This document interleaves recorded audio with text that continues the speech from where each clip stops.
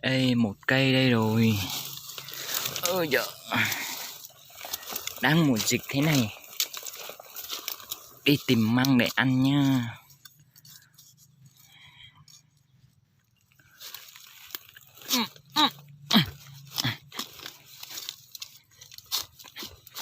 Măng le này ăn rất là ngon nha quý vị. Mình có thời gian thì mình làm măng khô á, ăn còn ngon hơn nữa. Này măng khô này mà đem làm với thịt heo thì ngon luôn, quá tuyệt vời luôn. Ôi trời ơi, gãy một cái ở dưới kia rồi. Đây lại tiếp tục tìm thấy một cây măng non nữa. Đây.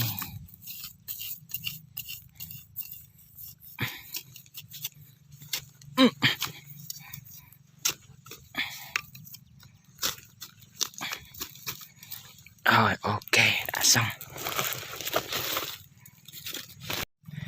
Rồi lại lên một cây ở đây nữa.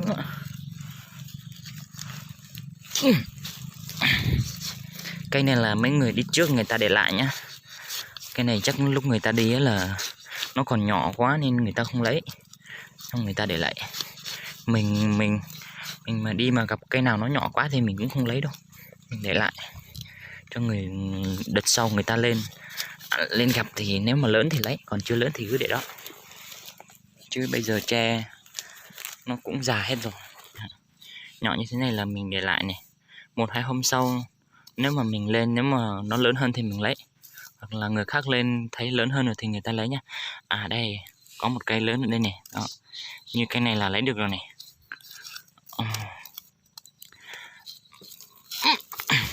Măng le này ăn rất là ngon nha.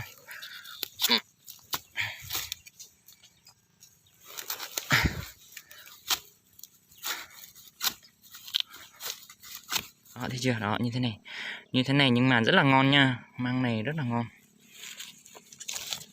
Trong tất cả các loại măng thì măng le là loại ngon nhất nha.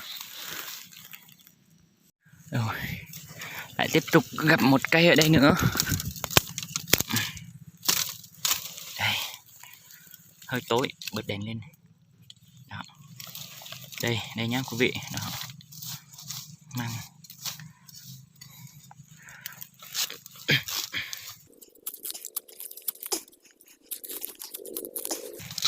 Được rồi. Xem xung quanh đây còn cây nào không. Có vẻ như là nó hết rồi. À đây, một cây ở trên đây nữa. Cây này hơi to đấy, cây này to hơn cây hồi nãy.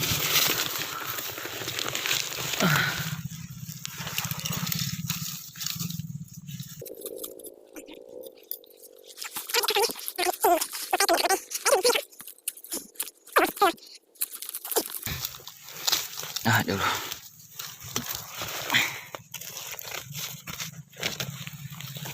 Được rồi. Tiếp tục hành trình thôi nào. Đây có một cây nhỏ xíu ở trong này nữa, nhưng mà cây này còn nhỏ quá nên mình để lại.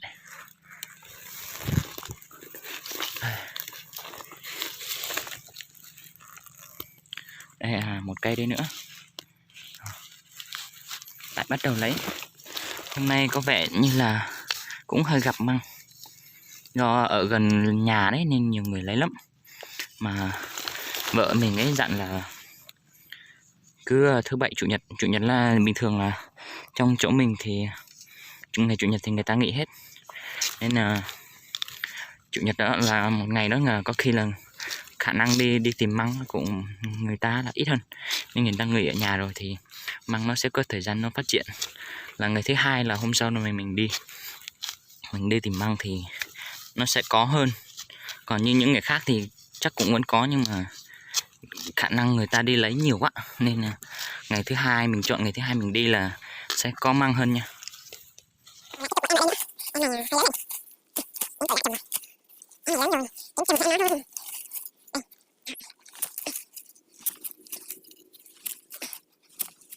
Bây giờ đang mùa dịch khó khăn, nhiều người đi lấy lắm, mình mà không đi sớm là mình không có đâu. Mình đi sớm mình đi muộn là người ta lấy hết.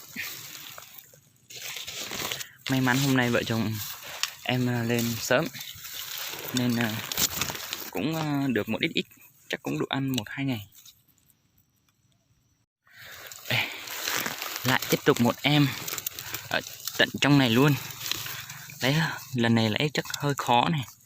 Ôi em này to quá, em này lớn ghê luôn á. Đây.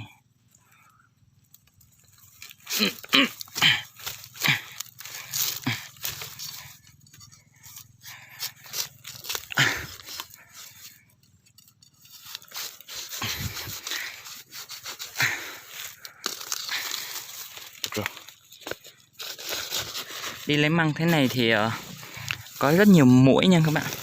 Rất nhiều muỗi, rất nhiều con trùng nha, đặc biệt là muỗi. Ôi trời ơi, muỗi to lắm. Nó mà đốt mình là không biết nói gì luôn. Đây.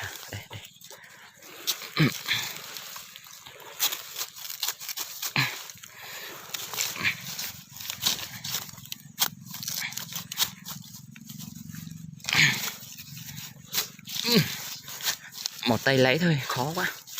Ồ, chỗ này là không có rồi. Đi sang bên kia thôi.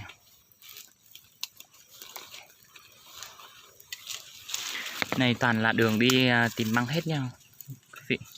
Đó. Đây, vợ em đang ở bên kia. Đây là dưới này là suối nha. Cái này là suối chạy. Đây, ôi trời ơi. Người ta lấy nhiều quá. May mà hôm nay vợ chồng em đi vào ngày thứ 2 chứ. Đi vào mấy hôm khác là coi như là không được luôn. Đây, được 2 cây. Vợ em đang lấy này. Bật cái lát này.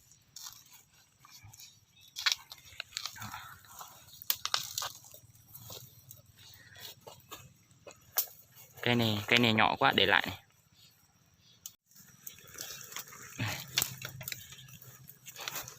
Mình phải lấy sâu như thế này thì mới được măng nhá. Còn mình cắt ở trên mặt đất thôi thì không được. Trên đó là phần ngọn thôi. Ôi, một cây to quá.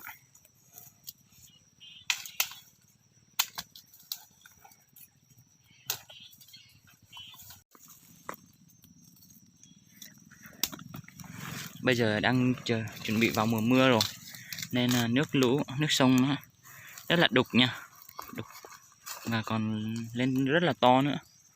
Này đi một mình thì không dám đi đâu, còn ngày hôm nay thì mình đi với vợ. Rồi chuẩn bị đi xuống nước kia nhé. Đoạn này ôi rồi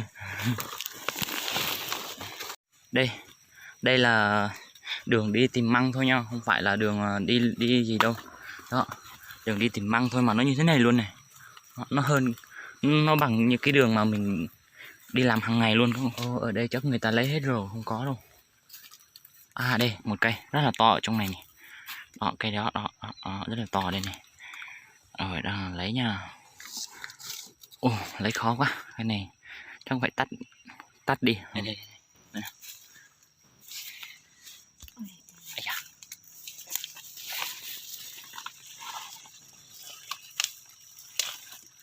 Đâu rồi, không thấy à?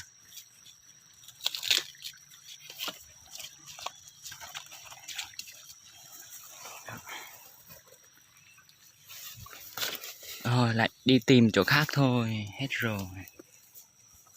Chỗ này cũng không có rồi, không biết có hay không nữa. Nhìn kiểu như là không có rồi. Lo. Đó, có một cây ngay chỗ đó mà người ta vừa mới lấy rồi. Ở đây những chỗ như thế này nữa, một mình đi thì không dám đi đâu nhá. Trời rất là tối. Này sợ gặp không phải sợ gặp ma đâu, nhưng mà sợ có con trùng hoặc là rắn á. Sợ gặp rắn thôi. Một mình đi thì nguy hiểm, nên hai người đi thì nó an toàn hơn. Chỗ này chắc là không có đâu. Mình đi chỗ khác này. Vợ đang lấy một cây ở trong này. Chị lo lóc à? Không được, đi chỗ khác này. Đây lại bắt gặp một em nhỏ xíu ở đây. Đó em này. Rồi em này cũng hơi lớn rồi, lấy luôn nè.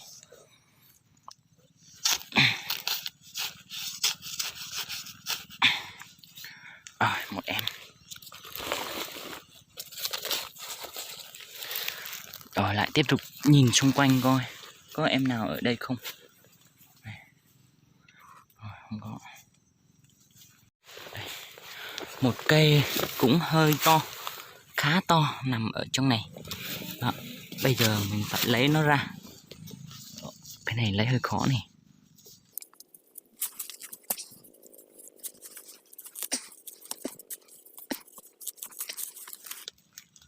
Rồi, được rồi.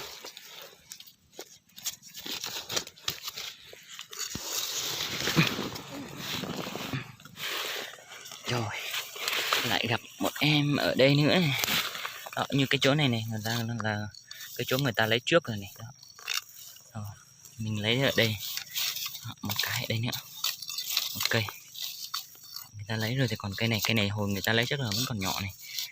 Giờ nó lớn rồi này.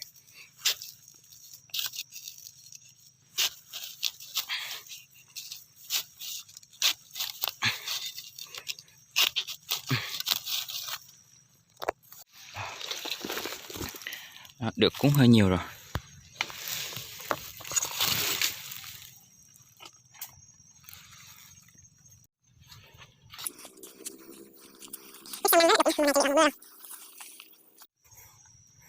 Nước sông khu này ấy thì vào cái mùa mà nước mùa khô ấy thì nước nó không đục như vậy đâu, thì bọn mình ấy thì cũng lên đây săn cá ấy, bắn cá đêm á.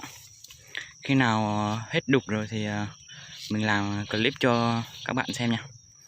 Đó, về bắn cá nha. Cũng bắn được rất là nhiều cá nha. Đi khoảng 5-6 người đi chập tối là mình đi bắn đến khoảng 10 giờ 11 giờ thì đó là hôm nào mà được nhiều thì gần 10 kg luôn nhá. Khi nào nước hết đục rồi thì mình quay clip cho các bạn cùng xem.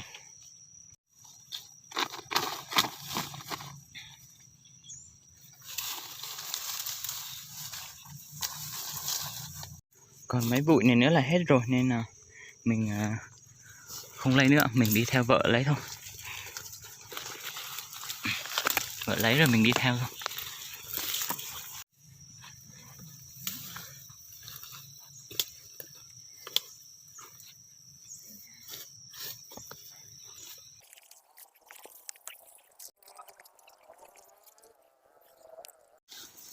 Đây, sáng hôm nay lấy được chừng này thôi nha. Chừng này chắc cũng đủ ăn tầm khoảng 3-4 ngày rồi. Clip của em tới đây là kết thúc nha. Cảm ơn các bạn đã theo dõi nhé. Nhớ đăng ký kênh và ủng hộ mình nhé. Cảm ơn ạ.